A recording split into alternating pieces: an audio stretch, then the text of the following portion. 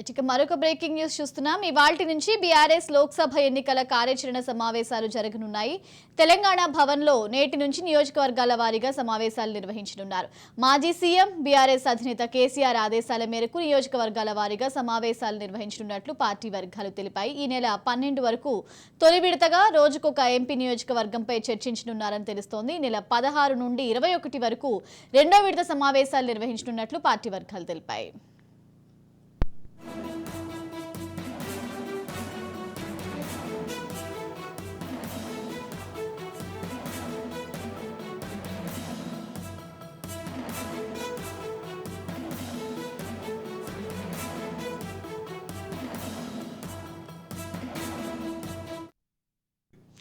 ఇవాల్టి నుంచి బీఆర్ఎస్ లోక్సభ ఎన్నికల కార్యాచరణ సమావేశాలు జరగనున్నాయి. తెలంగాణ భవన్లో నేటి నుంచి నియోజకవర్గాల వారీగా సమావేశాలు నిర్వహించనున్నారు.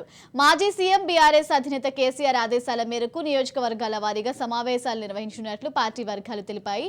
ఈ నెల 12 వరకు తొలి విడత రోజుకొక ఎంపీ నియోజకవర్గంపై చర్చించనున్నారని తెలుస్తోంది. ఈ నెల 16 నుంచి 21 వరకు రెండో విడత సమావేశాలు నిర్వహించనున్నట్లు పార్టీ వర్గాలు తెలిపాయి.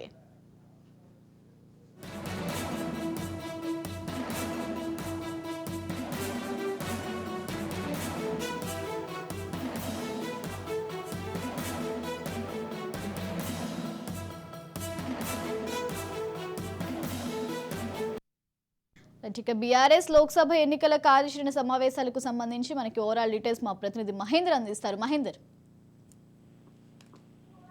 మొత్తానికి తెలంగాణ రాష్ట్రంలో బీఆర్ఎస్ ఓటమి తర్వాత లోక్సభ ఎన్నికల టార్గెట్ గా మొత్తంగా మాస్టర్ ప్లాన్ సిద్ధం చేస్తుందని చెప్పొచ్చు.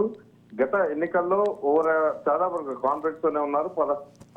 గత లోక్సభ ఎన్నికల్లో కూడా కారు 16 జోరుగా ప్రచారం చేస్తున్నారు, కానీ 9 స్థానాలకు వారు పరిమితం అయిపోయారు.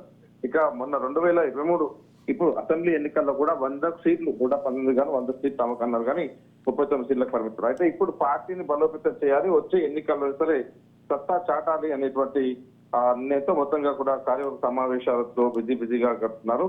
అలాగే ఒక సంయుక్త సమావేశం కూడా ఏర్పాటు చేసుకోవడానికి పూర్తి ఏర్పాటు కూడా చేస్తున్నారని చెప్పొచ్చు. ఇక చూస్తున్న తేదీల వారిగా వాళ్ళంతా కూడా ఇటు విడతల వారిగా లోక్సభ ఎన్నికల కార్యాచరణ సమావేశాలు కూడా నిర్వహించేందుకు తెలంగాణ భవన్ లో నేటి నుంచి సమావేశాలు హాజరున్నాయి. ఇక నియోజకవర్గాల వారీగా ఈ సమావేశాలు నిర్వహించినట్టు బీఆర్ఎస్ వర్కింగ్ ప్రెసిడెంట్ అలాగే బీఆర్ఎస్ మాజీ కేసీఆర్ కూడా చెప్పడం జరిగింది. మాజీ సీఎం బీఆర్ఎస్ అధినేత కేసీఆర్ ఆదేశాల మేరకు ఈ నియోజకవర్గాల అభివృద్ధి వారిగా సమావేశాలు నిర్వహించినట్లు పార్టీ వర్గాలు తెలిపాయి. ఇక ఈ నెల 12 వరకు తొలి విడతగా రోజుకొక ఎంపీ నియోజకవర్గంపై చర్చించనున్నారని తెలుస్తుంది. అయితే ఈ నెల 16 నుంచి 21 వరకు రెండో విడత సమావేశాలు నిర్వహించారు. మధ్యలో సంక్రాంతి సెలవుల సందర్భంగా తిరిగి సంక్రాంతి తర్వాత 16 తేదీ నుంచి 21 వరకు రెండో దశ విడత సమావేశాలు నిర్వహించడం జరుగుతుంది.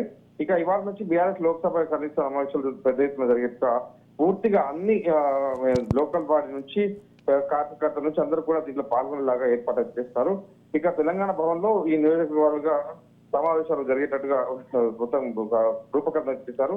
ఇక తేదీల వారిగా చూసుకున్నట్లయితే జనవరి 3 ఆదిలాబాద్ లో, 4 కరీంనగర్, ఇట్లా 5 చేవెళ్ళ, అట్లా పెద్దపల్లి, 7, 8 జహీరాబాద్, ఇట్లా నిజామాబాద్, ఖమ్మం, వరంగల్, ఇలా మన 10వ తారీఖు నుంచి నల్గొండ, నాగర్ కర్నూలు, మహబూబ్ నగర్, మెదక్, మల్కాజ్గిరి, సికింద్రాబాద్, హైదరాబాద్ లో నిర్వహించే ఈ సమావేశాలకు ఆయా పార్లమెంట్ పరిధిలో ముఖ్య నేతలందరినీ కూడా ఆహ్వానిస్తున్నట్టుగా తెలిపారు.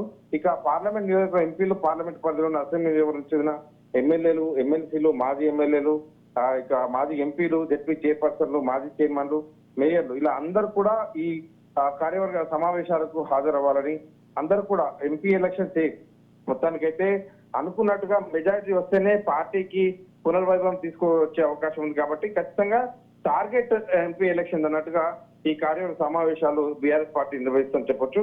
ఇక తెలంగాణ ఈ సమావేశంలో వచ్చే పార్లమెంటు ఎన్నికలు అనుసరించిన వ్యూహాలపై చర్చిన్నారు. ఇక మీటింగ్ హాజరయ్యే ముఖ్య నేతలు అభిప్రాయాలు తీసుకుని పటిష్టమైన కార్యాచరణ రూపొందించున్నారు. అసెంబ్లీ ఎన్నికల్లో కేవలం స్వల్ప ఓట్ల మెజారిటీతో ఓడిపోయి పాలయ్యాము. ఇక సీటు చేజారిన నేపథ్యంలో వాటిపై ప్రత్యేక దృష్టి సారించేటట్టుగా ఈ మీటింగ్ సారాంశం అని కూడా బీఆర్ఎస్ పార్టీ చెప్తుంది. Right, thank you Mahender.